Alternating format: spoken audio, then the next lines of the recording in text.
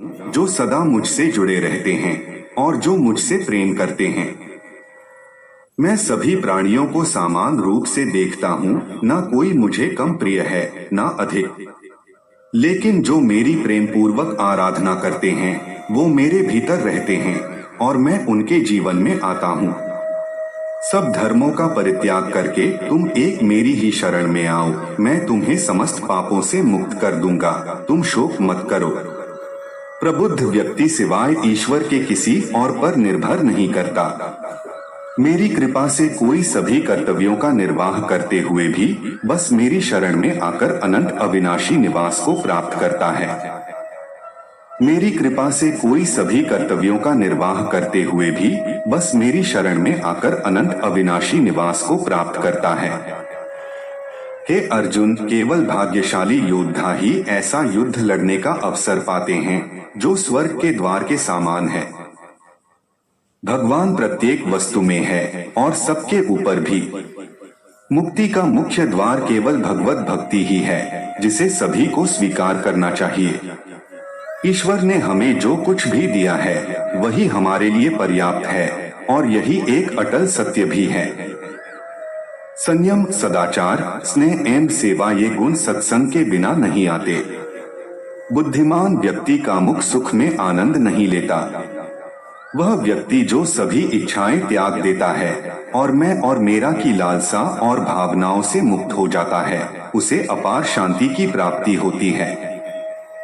जो व्यक्ति आध्यात्मिक जागरूकता के शिखर तक पहुंच चुके हैं, उनका मार्ग है निःस्वार्थ कर्म। जो भगवान के साथ संयोजित हो चुके हैं, उनका मार्ग है स्थिरता और शांति। जो मन को नियंत्रित नहीं करते, उनके लिए वह शत्रु के समान कार्य करता है। मन अवश्य ही चंचल होता है, लेकिन उसे अभ्यास और वैराग्य के माध्यम से वश में लाया जा सकता है। जो लोग परमात्मा को पाना चाहते हैं, वह ब्रह्मचर्य का पालन करते हैं। जो कार्य में निष्क्रियता और निष्क्रियता में कार्य देखता है, वह एक बुद्धिमान व्यक्ति है। मैं धरती की मधुर सुगंध हूँ। मैं अग्नि की ऊष्मा हूँ, सभी जीवित प्राणियों का जीवन और सन्यासियों का आत्मसंयम हूँ। तुम उसके लिए शोक करते हो जो शोक करने के योग्य नहीं है और फिर भी ज्ञान की बातें करते हो। बुद्धिमान व्यक्ति ना जीवित और ना ही मृत व्यक्ति के लिए शोक करते हैं। कभी ऐसा समय नहीं था जब मैं, तुम या ये राजा महाराजा अस्तित्व में नहीं थे, ना ही भविष्य में कभी ऐसा होगा कि हमारा अस्तित्व समाप्त हो जाए। हे अर्जुन, हम दोनों ने कई जन्म लिए हैं। मुझे याद है, लेकिन तुम्हें नहीं। हे अर्जुन, वह जो वास्तविकता में मेरे उत्कृष्ट जन्म और गतिविधियों को समझता है, वह शरीर त्यागने के बाद पुनः जन्म नहीं लेता और मेरे धाम को प्राप्त होता है। अपने परम भक्तों, जो हमेशा मेरा स्मरण या एक चित्त मन से मेरा पूजन करते हैं, मैं व्यक्तिगत रूप से उनके कल्याण का उत्तरदायित्व लेता हूँ। कर्म योग वास्तव में एक परम रहस्य है। जो मनुष्य अपने मन को नियंत्रित नहीं कर पाता, उसका मन उसके लिए शत्रु के समान कार्य करता है। आत्मज्ञान की तलवार से काटकर अपने हृदय से अज्ञान के संदेह को अलग कर दो। अनुशासित रहो, उठो। माफ करना और शांत रहना सीखिए। ऐसी ताकत बन जाओगे कि पहाड़ भी रास्ता देंगे। ईश्वर की शक्ति मनुष्य के होश, भावनाएं और मन की गतिविधियों के माध्यम से सदा उसके साथ रहती हैं। बुद्धिमान व्यक्ति को समाज कल्याण के लिए बिना आसक्ति के काम करना चाहिए। आपके सार्वलौकिक रूप का मुझे न प्रारंभ, न मध्य, न अंत दिखाई दे रहा है। मैं अपने कर्मों से बंधा हुआ नहीं हूँ, क्योंकि मुझे मेरे द्वारा किए गए कर्मों के प्रतिफल की कोई इच्छा नहीं है। यद्यपि मैं इस तंत्र का रचयिता हूँ, लेकिन सभी को यह ज्ञात होना चाहिए कि मैं कुछ नहीं करता और मैं अनंत हूँ। जब वे अपने कार्य में आनंद खोज लेते हैं, तब वे पूर्णता प्राप्त करते हैं।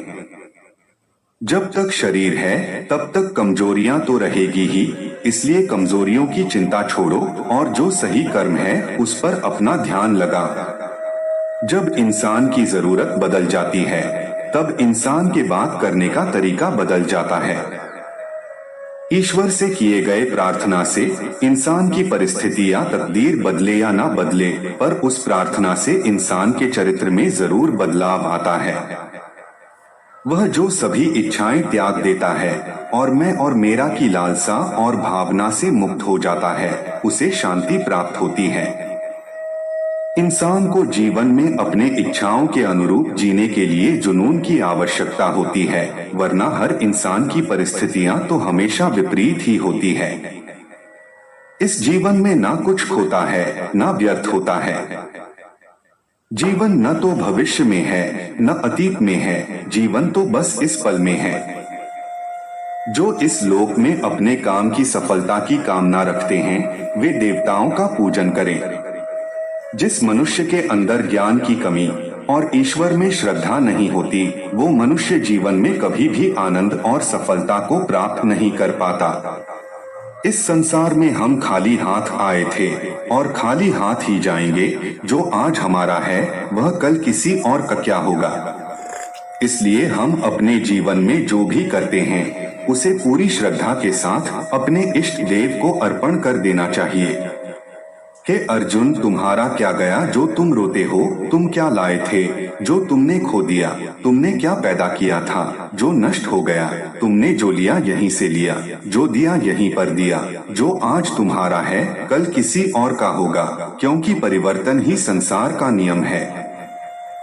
जो कोई भी जिस किसी भी देवता की पूजा विश्वास के साथ करने की इच्छा रखता है, मैं उसका विश्वास उसी देवता में दृढ़ कर देता हूँ।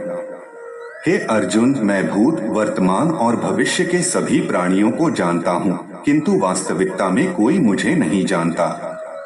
स्वर्ग प्राप्त करने और वहाँ कई वर्षों तक वास करने के पश्चात एक असफल योगी का पुण्य एक पवित्र और समृद्ध कुटुंब में जन्म होता है।